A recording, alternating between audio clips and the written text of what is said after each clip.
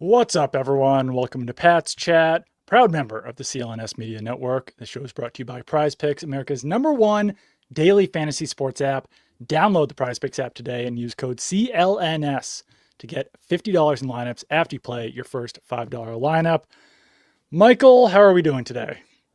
Do you want the truth or do you want like the sanitized I'm doing good version? Because I'll tell you the truth. Sanitized doing good version, please. No, you're getting the truth. You know what it is? What? Tummy ache. Oh, no. Tummy ache, big dinner. I'm going to power through because that's how it's just the tummy is a rumbly. Well, How about you? How are you doing? How's your stomach? What was that? How's your stomach? It's fine. Totally fine. Just got back from the gym, but did some ab stuff. So maybe like slight discomfort, but other than that, I'm good. Sick.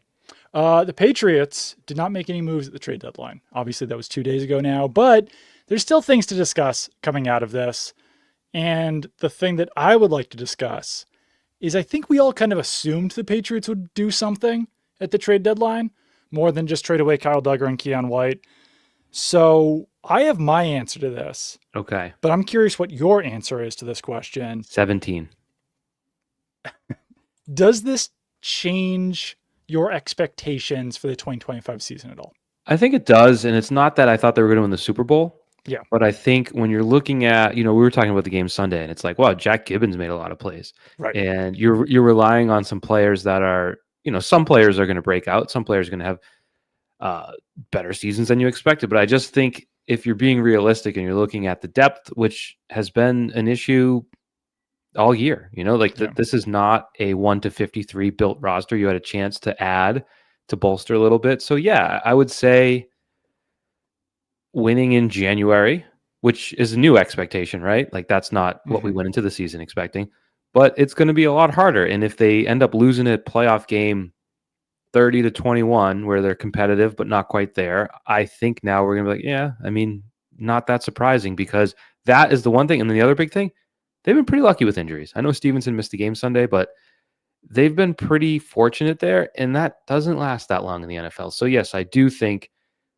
the ceiling is sort of, it didn't shrink, but it didn't increase like it should have. I agree with almost everything you just said, which is unfortunate because that doesn't make for interesting podcasting. But yeah, like the expectation has never been that the Patriots are going to win the Super Bowl. So was it the smart thing to do to not trade future assets, to bolster your roster to the point where maybe you make it through one more round of the playoffs? Probably. Yeah, it probably was a smart thing to not trade away a third-round pick or fourth-round pick. Like the Rashid Shaheed trade, I don't know if I necessarily would have advocated for the Patriots to do that. To trade, what was it, fourth and fifth. Sixth? I think it was fourth and fifth. Yeah, for Shaheed, who's a good deep threat, but hasn't really proven that he's a dependable every down wide receiver. Yeah. And this is a team that is going to need depth in the future. The depth at edge, at outside linebacker / defensive end, is concerning though, because you're I don't know the best analogy for this, but you're like kind of teetering on a stack of books at that position, where like if you remove Harold Landry or you remove Caleb Von Chason, then everything can kind of crumble pretty fast. And they've been pretty good, decent so far as pass rushers. They've been excellent as run defenders. And if you remove one of those guys, your next guy up is Anthony Jennings, who's been a healthy scratch, who obviously you don't want to depend on in a game because he was a healthy scratch. You traded another one away. You traded Keion White, who was also a healthy scratch, but like Keion White, 2-3 weeks ago, was active over Anthony Jennings, which meant that at that point in time, they trusted or thought that Keion White was a better fit for their defense than Anthony Jennings. Now Jennings is a third guy. Behind that, you've got Elijah Ponder, who's an undrafted rookie, who really hasn't done much at all. And then Caleb Murphy, who you claimed off waivers from the Chargers, who hasn't even played yet.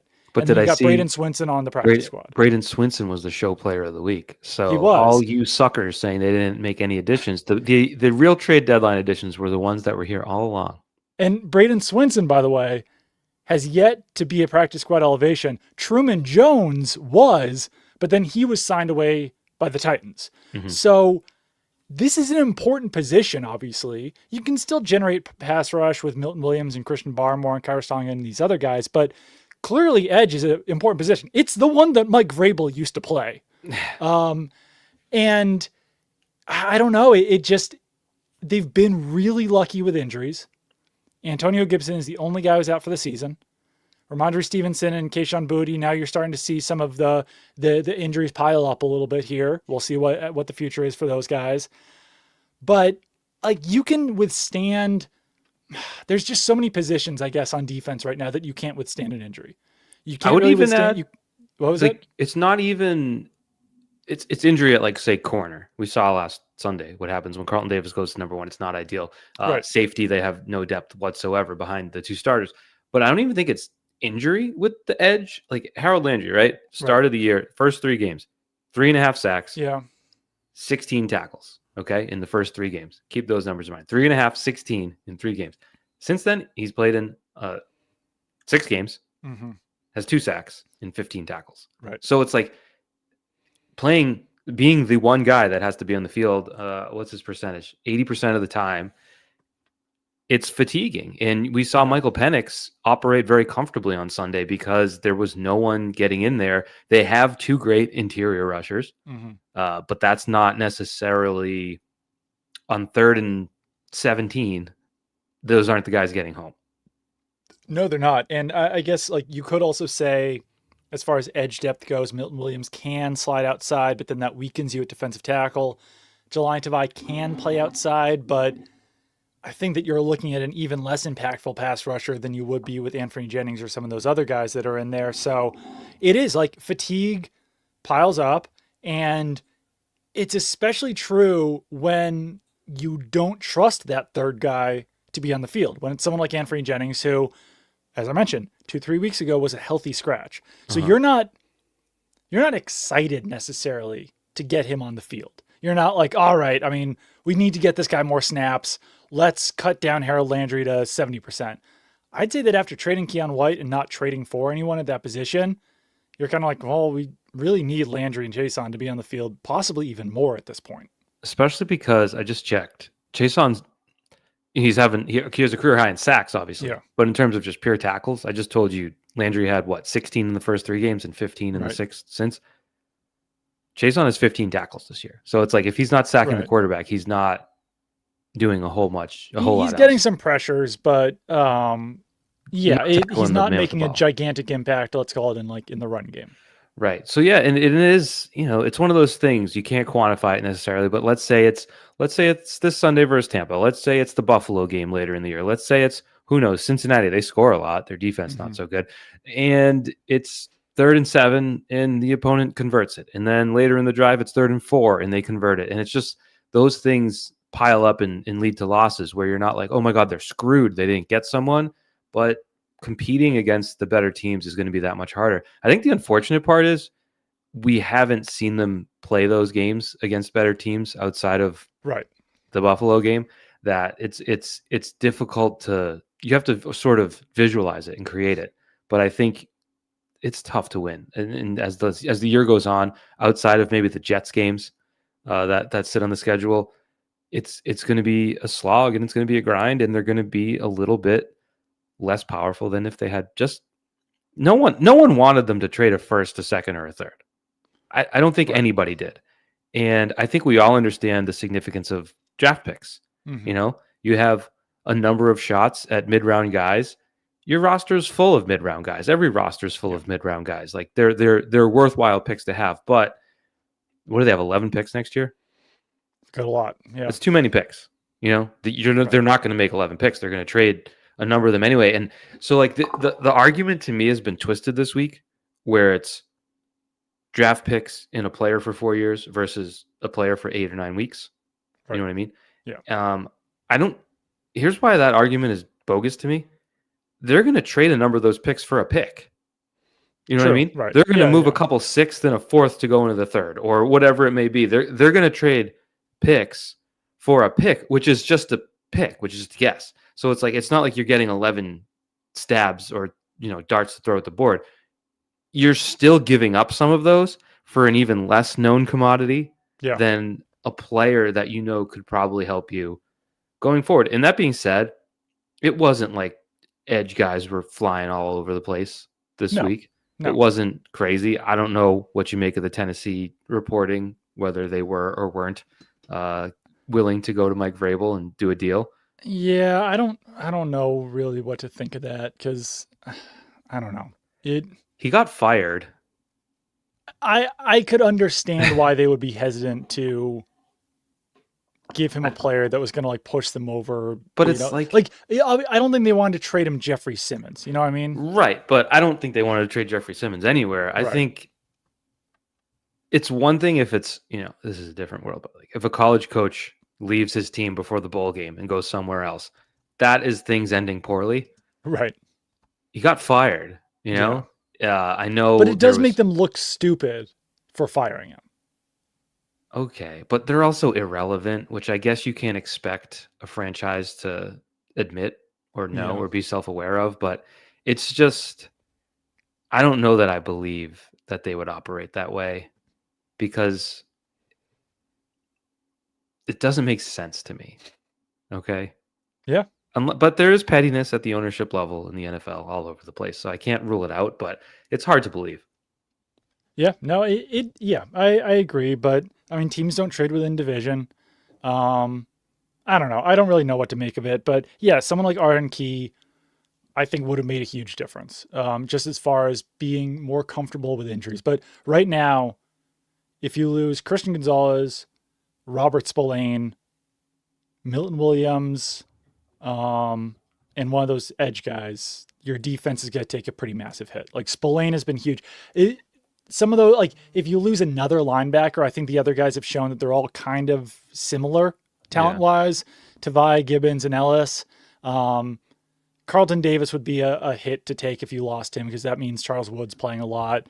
Safety, you'd have to bring Del Pettis in. Del Pettis has made some plays, but you're definitely more comfortable with Woodson and Hawkins back there. But I think that those are kind of the big, I don't know, 3 or 4 on defense that hopefully, obviously, no one gets injured, and hopefully they continue to stay healthy and show their full potential. But this is a team that could be teetering on its depth right now, teetering on its health, I guess I would say. Yeah, and when you watched the Chiefs Bills last week, and I know the Chiefs aren't looking great. I don't think the Patriots are beating teams like that with that experience in January. Like right. I mean, yeah, that's why that's why Super Bowl expectations are too much right now. I know, but even just, I mean, that could be the divisional round, that could be the wild card round, and it's just, I think a couple things. One, Phil Perry said the Patriots had Draymond Jones as someone they were looking after who was traded for a conditional fifth. Mm-hmm.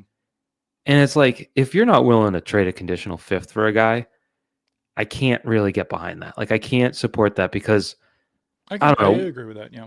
We're going to have to talk about Vrabel's demeanor yesterday and his answers when asked about this, because I found a lot of it to be nonsensical. I found a lot of it to be unnecessarily adversarial toward questions about things being wide open and not thinking about the playoffs and stuff like that. It's like, isn't that the job? Isn't that what you're supposed to do at the trade deadline, is to, project out over the rest of the season and how you think you might be? Isn't that the whole point of whether you invest in the team or not? So to say, like, we're not thinking about, or he doesn't want to say anything's wide open and not thinking about the playoffs, like, isn't that kind of the point of a week like this? We're focused on Wednesday practice to get ready for the Bucs. It's like, yeah, man, there's multiple facets to the job. Yeah. I found really only one of his answers truly adversarial, where he said, like, don't put words in my mouth. Don't be putting words in my mouth. Winning's the only thing that matters around here. He went full Cajun on us. It was weird.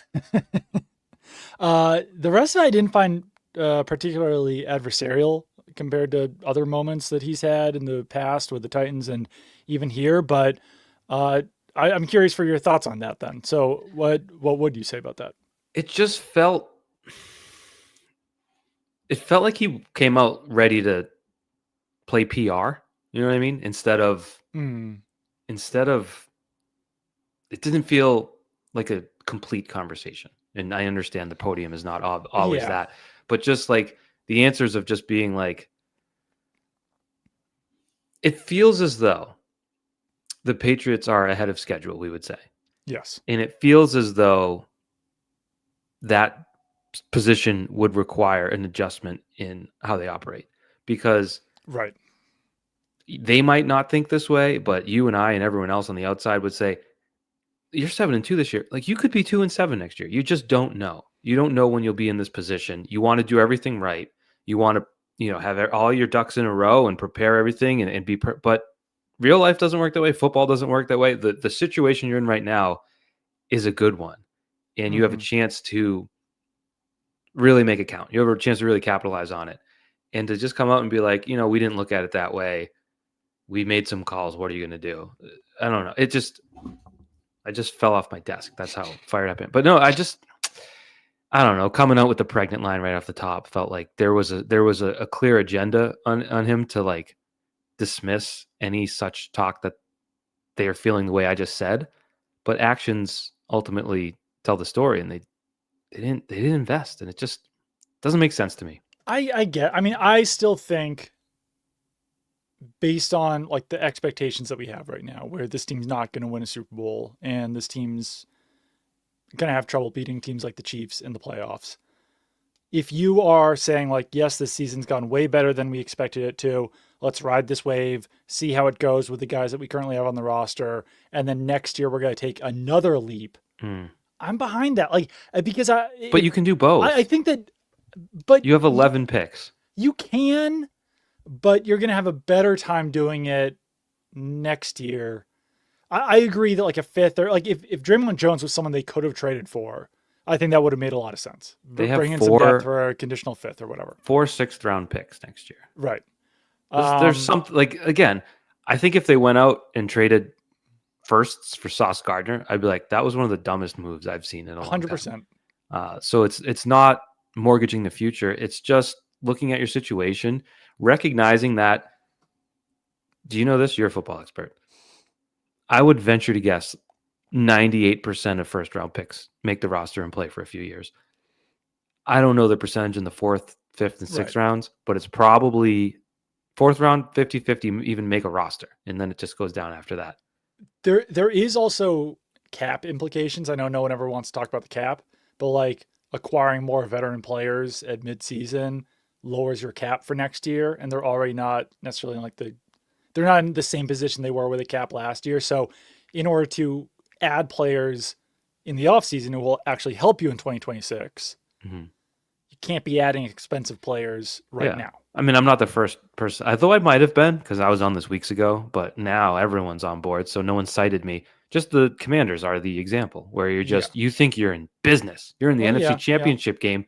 You got a chance to go to the Super Bowl. You got your quarterback. You made all these great veteran additions. You are in the money, and then you stink now. Your quarterback's hurt for the second time. But is Draymond Jones going to push you? So that's the thing. Like Sauce Gardner would, or Myles Garrett would, but and like I truly believe that one of those players, would have probably pushed them into Super Bowl contending categories. So if you're not doing, if the player that you're acquiring isn't going to push you into that level, and you're just acquiring depth, and I don't know. I mean, but it's not. Yeah. The point is, you don't know what next year is going to be, no matter what you might think, and. Yeah, like you're not in a position to be like, even the Colts are not in position to get Sauce Gardner and think it's going to make them win the Super Bowl. I think that's nuts. I think I agree, but apparently they think that it is. Yeah, it's wild. But I look at, you just, do I need to make this point? Probably not. Christian Gonzalez, Drake May, Will Campbell. It's like, this is how you build your foundation in the first round. So it's like, it's not a conversation that needs to be held. I think that is poor management by one team, but it'll be fun to watch Indianapolis, for the next couple months, at least. There's something there. But unless Daniel Jones turns into a pumpkin. Which he might have already done. But yeah, I wouldn't run my franchise being like, well, we'll be good TV for a couple months. That's just bad business. I agree. If the plan is to go all in this offseason and truly contend for a Super Bowl in 2026, then I'm bored with this plan. And I am speaking out of both sides of my mouth by also saying that Depth is scary right now, and I don't know. This team's going to run into some trouble if they continue to have injuries Even pile up. like Jerome Ford felt like someone that would be like, let's say, like, have you watched the Stevenson injury, the last play he ran 2 weeks ago? No, I don't. Yeah. So it was one I looked at, and he went up the middle, and it was a big pile, and it's one where you feel like, maybe the toe was up and a human being, pushed his body the other way. Like he might be out a little bit. You know what I mean? Well, he And didn't go on IR, so I I think that know was a positive sign. it's a positive sign, but I don't know a more important body part than a foot for a running back. So it's like, For sure. you can get by the Falcons. I don't know. We'll see if they can get by the Bucs with that. But like, that's somewhere where just a veteran who can run the ball is going to help you in ways that, like Terrell Jennings looked good, Right. but there's no guarantee But that will continue. they were averaging less than 4 yards per carry, which still wasn't great. This is not really related to anything right now, but speaking of toes, I hit like my 4 smaller toes against my coffee table the other day.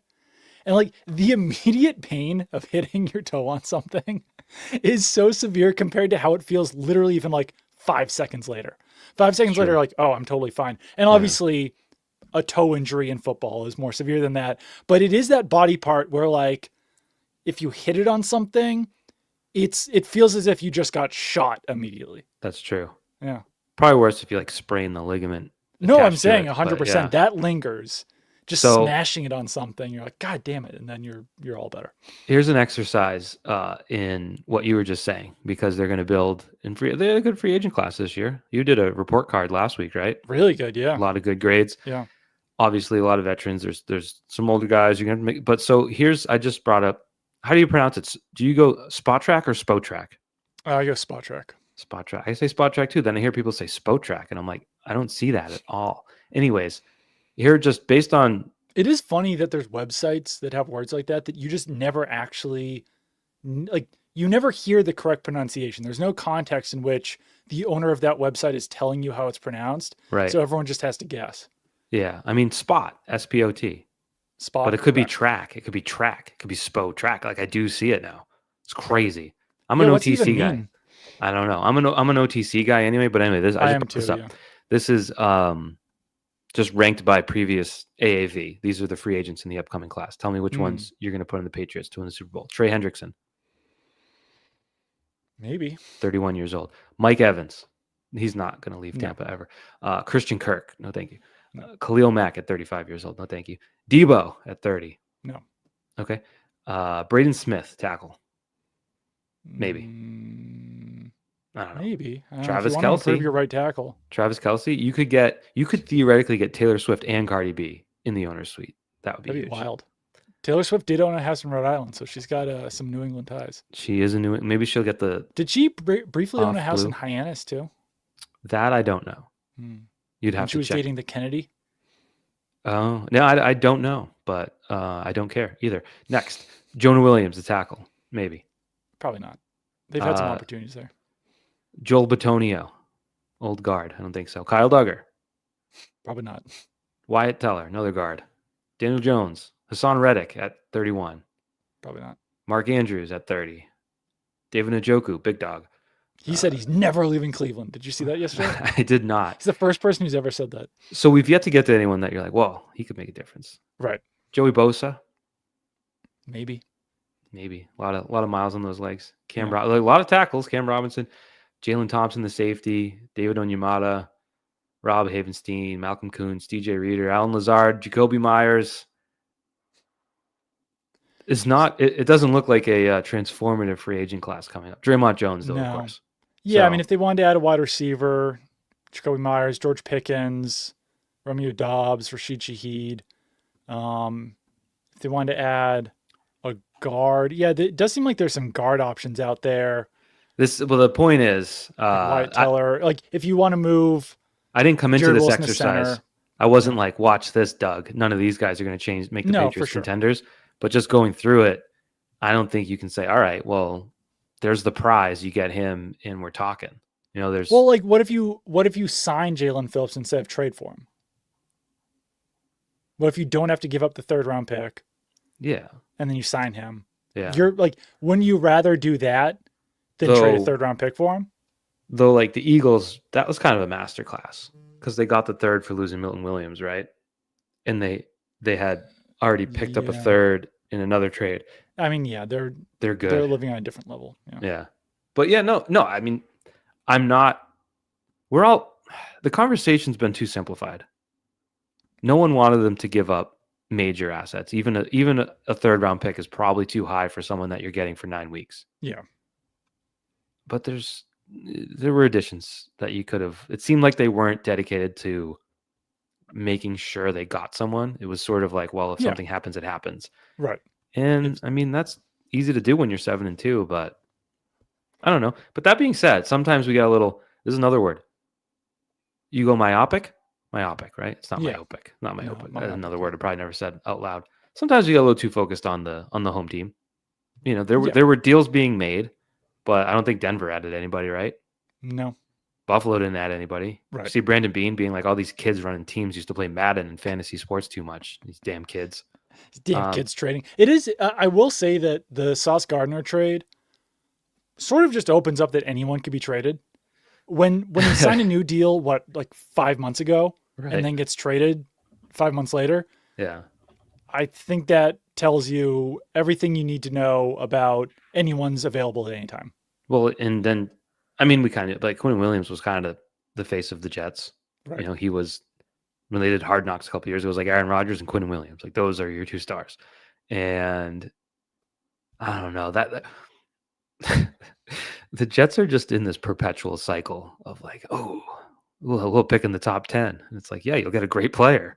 Right. And then what? Like the rest, they're skipping the then what part. It's so crazy that an organization through multiple regimes in current general manager, current Jets general manager, Darren Moogie, who we know all about, seems to, I mean, he's just going to continue the trend. It's like they just, it's so strange. Sometimes we do this thing in football, like, oh, this team owns this team. And it's like, really, like, rosters have turned over. It's completely different people. All of it's the same as the jersey. And it's like, the Jets are always the Jets. It's bizarre. It really is. I mean, we'll see if they can actually do something with all these first-round picks. But someone mentioned it the other day. They had like 4 first-round picks in 2022 and 2023, and they hit on where they are now. And they did pretty well, other than Zach Wilson. And then they're right back where they started. Where, I mean, the fact the Patriots played them twice now for the rest of the season. Another scheduling gift. Pretty much guaranteed 9 wins now by the end of the year. Miami, how do you feel about that one too? Like, you might be guaranteed 10. Yeah. That means you go what? Guaranteed double digits. That requires going 3-6. I'm so bad at the 17 math. I'm so bad at the 17 math. It sucks. I was so good at 16 math. It's my whole life. You could give me any record. I'll tell you how many games left. Now I just don't know, even though it changed by 1. So, yeah. And let's talk about the Bucs game, because this one does feel like another winnable game. It's obviously the best opponent they've faced since the Bills. But they certainly also have some flaws. Before we get into that, though, let's talk a little bit about Prize Picks. Should we build a Prize Picks lineup live on air? Let's do it. Is that something that you would be? We'll do it. You'll say it, and we'll do it live. All right. So I'm pulling up Prize Picks on my phone. Very easy to do. Pulling up the Buccaneers and Patriots game. View the game. All right. Buccaneers have a pretty tough defense. You feeling like Drake May will throw more or less than 237.5 passing yards? Oh, boy. You know, I think without much of a rushing attack, I think that he's going to have to throw more than that. I think they're going to need that. Let's lock it in. He just did that against the number 1 pass defense, so why not? You know what I'm feeling pretty good about? Who? Rashad White, Buccaneers running back. Yeah. More or less than 43.5 rushing yards? Less. I mean, no one's gotten 50. I know, no one's gotten 50, and I don't know exactly what's going on with Bucky Irving, but if he even possibly plays, then obviously the Rashad White rushing yards would drop way down.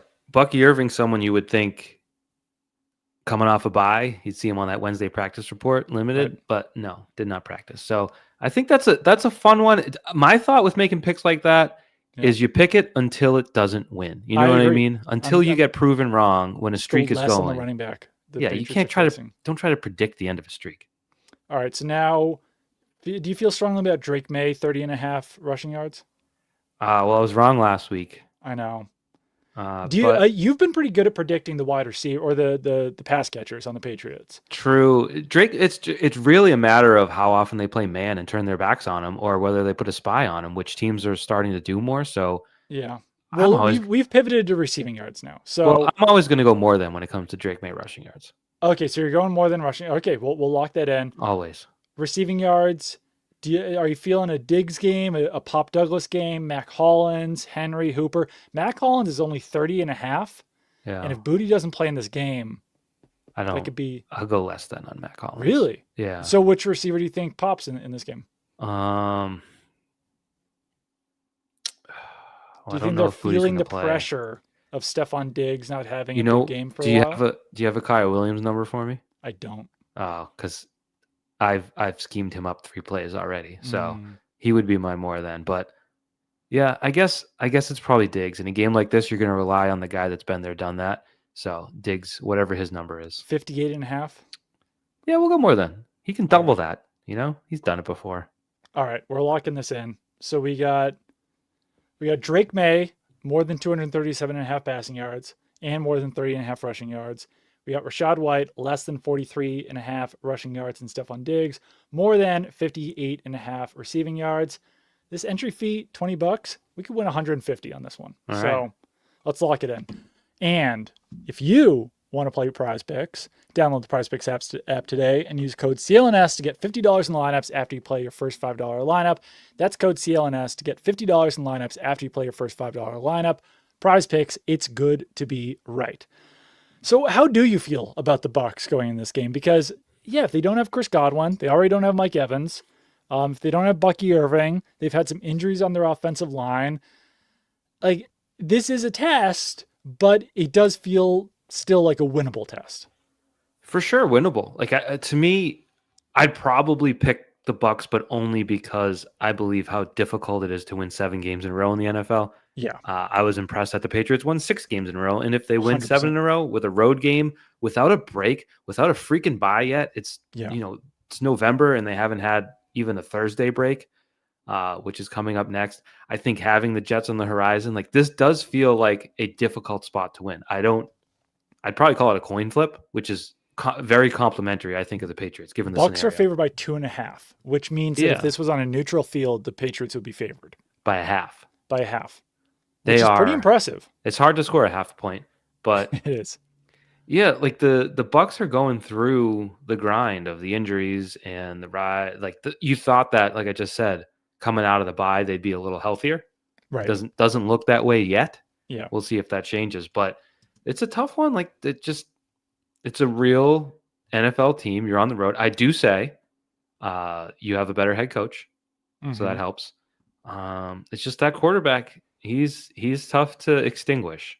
So he's someone who can, you can have him bottled up and he could bounce off you, stiff arm you, run away with those little legs and fly up the sideline and run through someone. Like he is as difficult a quarterback as they'll face all year.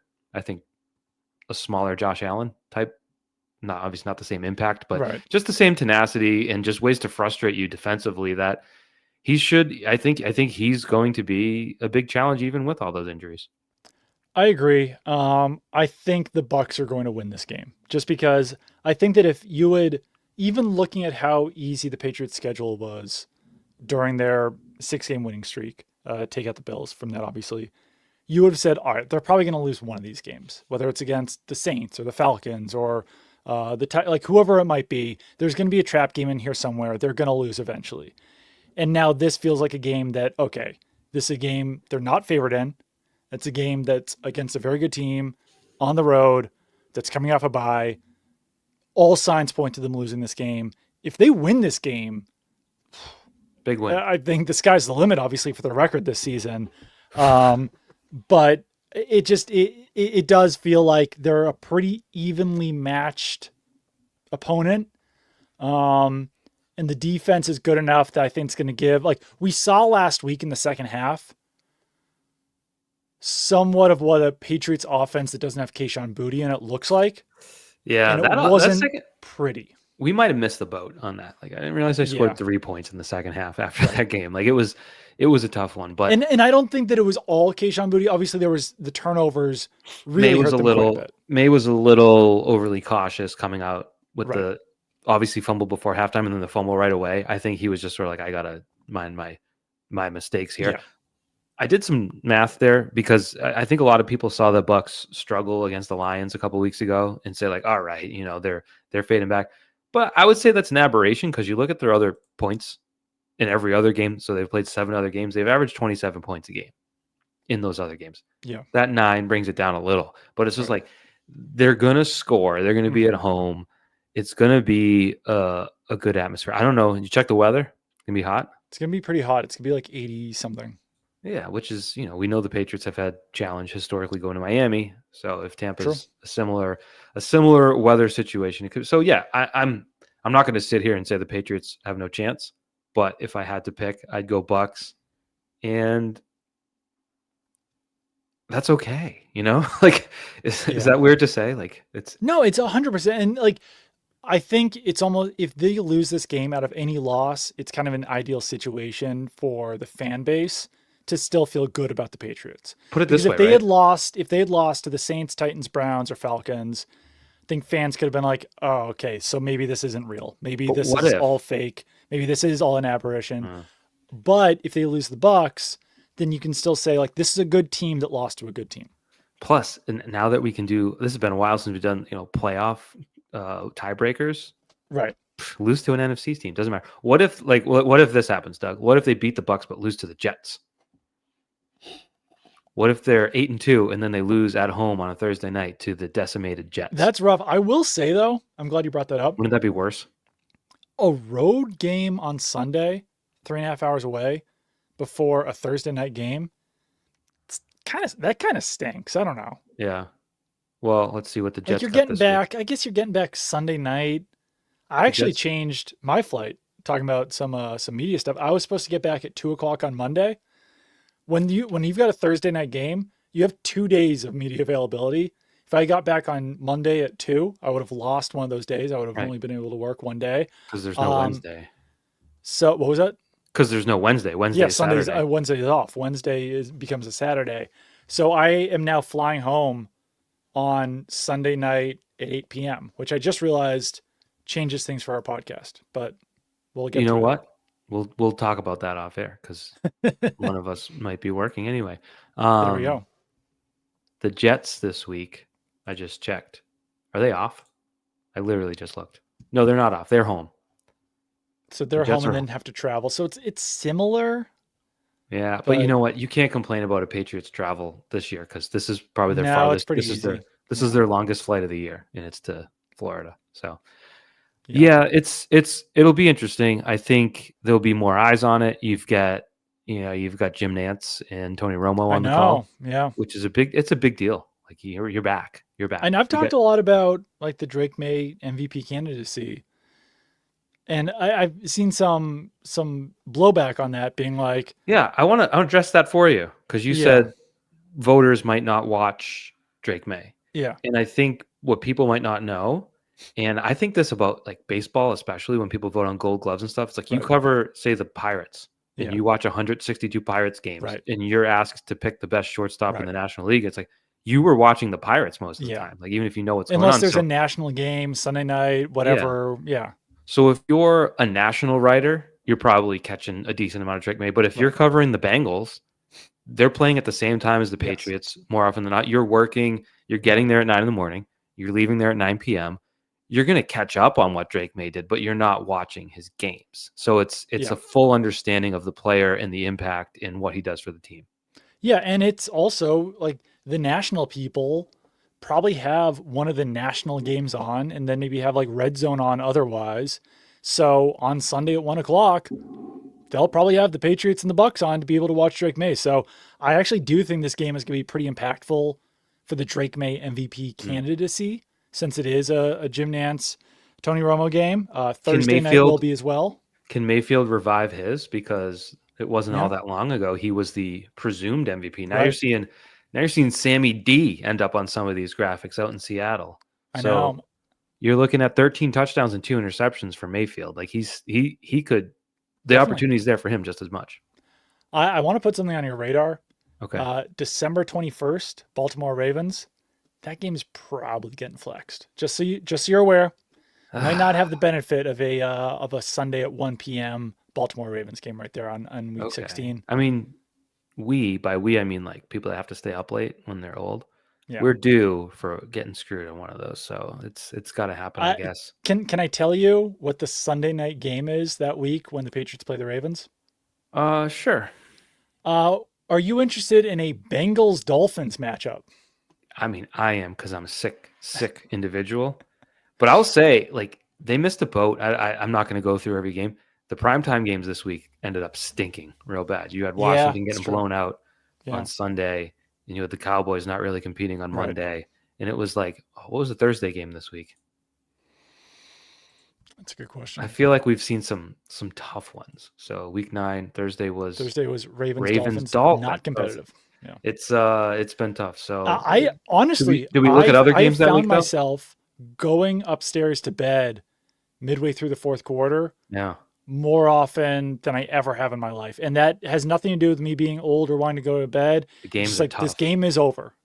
I watched I stopped at halftime Sunday night, watched Yeah. something else, which that shouldn't be. You know what? It was What do we have also tonight? I was a little depressed Oh because my God, there was no Raiders Broncos baseball. tonight. Oh, Yeah, you know what? There's a lot of bad teams in the NFL, so it's tough is to. Pete Carroll gonna be one and done? That's a great question. That was not the story in September. Mm-mm. Do you think so? Um, You could look at a guy who's 73 and yeah. say it was a stopgap filler because it was a transitional period, I and you could get think away you'd with that. probably want to give him one more year just so you don't have to pay him for however many more years are left on his contract and like see if he can pull it together with a better team. But They are paying yeah, Josh McDaniels for eternity, so and they're probably paying Antonio Pierce right now too, right? he did get a deal. So Pete Carroll has a 3-year deal. So you They don't probably have want him to coach for at least two of those, right? with a 4th-year team option. Okay, well at least it's a team option. Was there a market out there for Pete, or are they just giving out I mean, 3-year I don't deals? think any coach is going to sign on for like a 1 year deal. What about a 2-year deal? The I don't know. I man don't know if is those really exist. 74 years old. I know. But I don't think a coach, I think it's like I don't know enough about it, but do any coaches sign 2 years deals? A 74-year-old should, I would say. Right. Not to be an ageist. Yeah. Pete Carroll's record since 2021, 27 and 32. Yeah, not great. This year, obviously dragging that down. 2-6. Yeah, not good. Yeah, Geno Smith, not not good. as good as Sam Darnold this year. Can we manifest though? You said they're gonna flex that Ravens game. Can we manifest? Well, we tried to do this before, but there's the Saturday games. So So you got a there are lot the of Saturday games that week. I think 425 could be in the mix too because there's a Raiders Texans game on at 425. yeah. They don't want that one. Yeah. The Monday, Saturday games aren't bad. It's Packers, Bears, and Eagles, Commanders. yeah. Monday's not Oh, I moving. guess Eagles, Commanders could get flexed. Eagles are good for business though. I know. I don't think you have to overthink that one.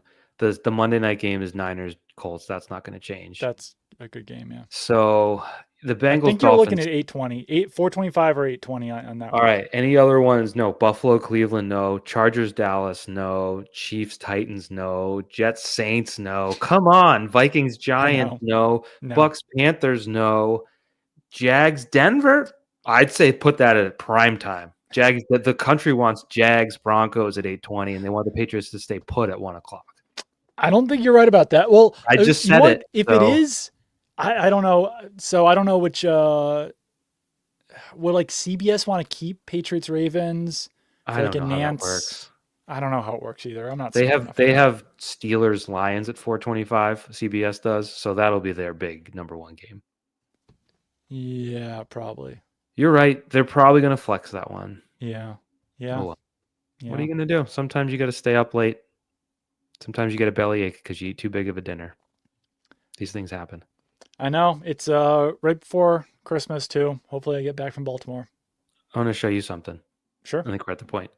If you ever want to feel rich, but you don't have like thousands of dollars and like you want to feel like you got a new phone, you just get a new case. I got a Oh yeah. new case. Look how shiny and see-through that is. Like it's so clear.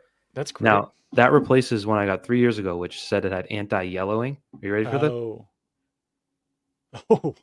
That's Does- quite yellow. It used to be clear, and it's Yikes. rusty almost.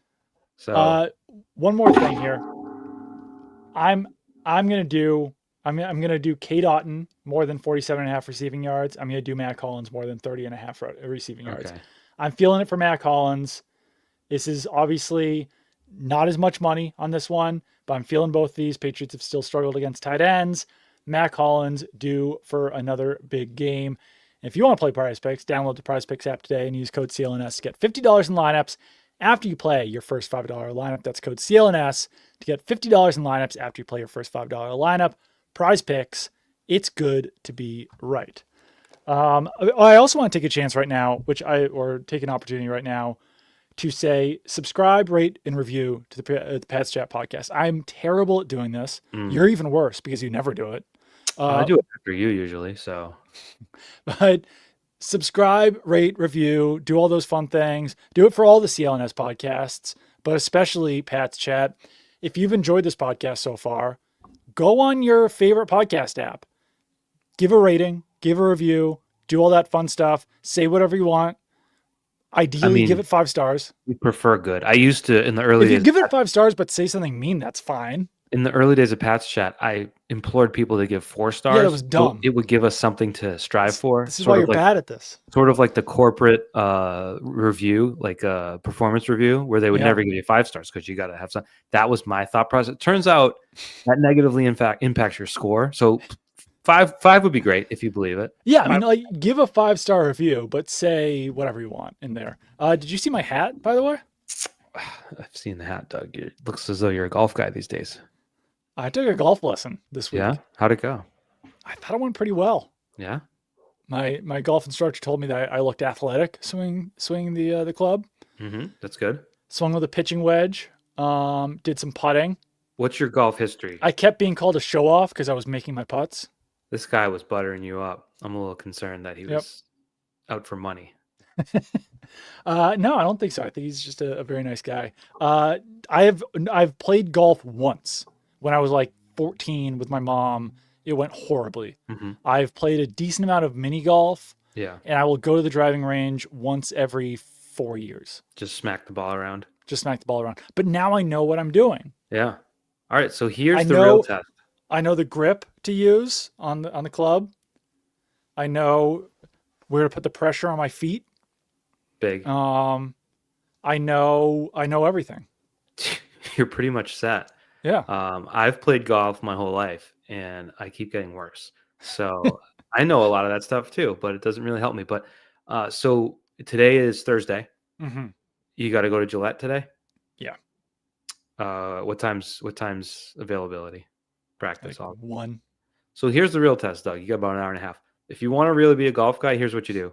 What? You meet me at the golf course. You skip work. You don't do it. That's what real golf guys do.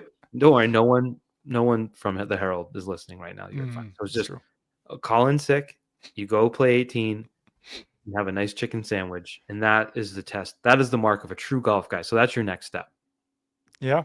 Bail on your responsibilities for the great game of golf. I'm not going to do that, unfortunately. I'm not a full golf guy yet, just a guy who wears a golf hat. But what a hat. I think we need more hats that just say sports. I know. Like I'd like a football hat. Yeah. Yeah. I'd like a baseball hat. Actually, I have a t-shirt that just says baseball. A baseball hat, like a white baseball hat with red lettering that says baseball would be good. It says baseball hat. I would like that to say football. Baseball would the football hat be brown with white writing? It would be corduroy. It'd be brown corduroy, kind of like a no structure hat, and it would this color. Yeah, and it'd be brown corduroy. Yeah. Be a good hat. Basketball hat, orange hat with black lettering. Do you know I've been to like I know seven? the colors of all the balls in sports. I've been to like 7 hat tricks at Bruins games, and one time it was like a hat giveaway night, so that was a no-brainer. Yeah, But other times I'm like, I paid $40 for this I hat, know. and I Hats are like not it. cheap. I'm not just throwing it on the ice. What the hell is this? Like hats used to maybe be cheap, but they're not now. I got, what are those things called when you get the ads on Instagram? Targeted ad. I got a targeted ad for a Mariners hat. Well, that was sick. It was an awesome hat. I want you to guess how much this hat cost. Is it fitted? No, Snapback. leather strap. Okay, like a dad hat. Like a structured hat with a Structured. a with structured wool hat with a leather strap. a structured wool hat. So it looks like a nice. All right. So you're asking me, you're appalled by it. I'm guessing it's at least $60. $59.99. Yeah. Yeah, You didn't buy it? I didn't. I I thought for too long. It would have been insane though to buy this hat. It's almost like spending $50 on a pink San Diego Padres hat just because you saw it Yeah, on Instagram one night and you like Tom DeLonge. So I yeah. can't relate, Doug. So you know that the camo Mariners hat that I have? Yes. That one was pretty expensive. So I 50. don't know if I can really swing another Yeah. one, And especially hey, when it's not like the Mariners aren't even playing right now, obviously. So by the time the Mariners are playing, I've probably bought another Mariners hat at that point. yeah, just ride it out. There'll be a January inventory dump somewhere. Now, That's what I was hoping for, honestly, is that like it goes 50% off, or take it's something like 40, that. Yeah. something like that. There'll be a deal. Keep your eyes peeled. I would say I don't like to throw my hat on the ice because someone scored 3 goals, especially if the third's an empty netter. Like, Right. hell no, you don't get a hat. You know who also wouldn't throw Look at his this hat? hat. That gets a nod for me. Really? That would get Ooh, a I nod. like it. Is it like It's a dark stars? navy blue. It's got some speckles on it. I I like the like old it. S. I like What the was Ken that? Griffey. I like the Ken Griffey Senior S. I know. But is that like space I don't know. It's just splatter? to me it's just a cool hat. It's Uh, yeah, it's a splatter. It's speckled so wool. if I were to go to an NHL game with Cam Newton and someone got a hat trick and someone reached on his head and tried to take the hat off, he would start punching. We learned from that mascot fight a couple weeks ago. So Yeah, hats are a big deal to people. absolutely. Okay, well, I think we are going to get out of here. Well, you're This has going to been do a fun. airplane podcast Sunday. You just said you do it on the plane. Yeah, we'll do it on the plane. Maybe I'll do it once I land and do it in the airport parking lot. Oh, just do a car one at that point. Jeez, it's been a Yeah. while since our the preseason was great. So many car pods. All right. Well, I think we are in good shape here. Subscribe, rate, review to all of the CLNS podcasts, especially Past Chat, and we will talk to you guys at some point on Sunday or Monday. Goodbye. Bye.